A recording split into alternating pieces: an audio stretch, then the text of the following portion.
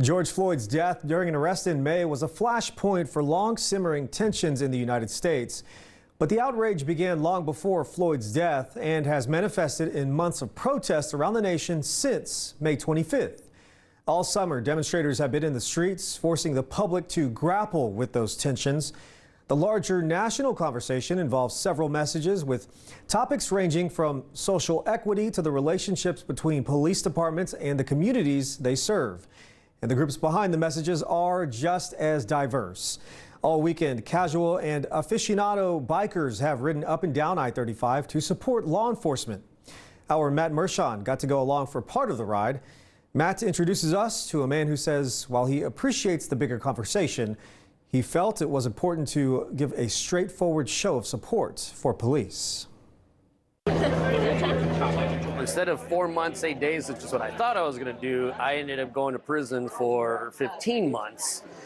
And it really changed my life. Luis Rodriguez opted for jail time instead of probation following his third DWI.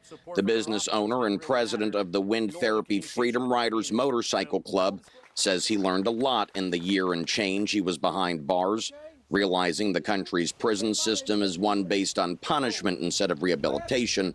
And even after he left, he found he was still paying for his crimes. Housing is hard, jobs are hard. The system is made almost for you to fail. Despite doing hard time, Rodriguez was the organizer of the Silent No More We Back Our Protectors biker rally, which had motorcycle clubs from across Texas crisscrossing the Austin metro area, stopping at nearly a dozen law enforcement agencies to show their support.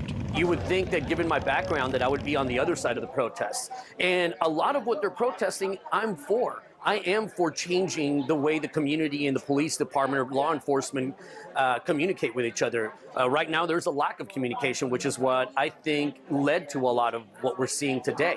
But as Rodriguez points out, there's an apparent disconnect in the messaging of anti-police brutality protesters and the way those messages are delivered. You want to defund the police?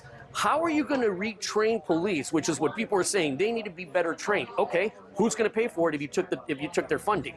That it makes no logical sense. That's what we're putting this about. We are here to support the feet on the street. And while some of the feet on the street may be bad apples, this group and Rodriguez feel the rotten few shouldn't spoil the bunch. A bunch putting their lives on the line for their community every day.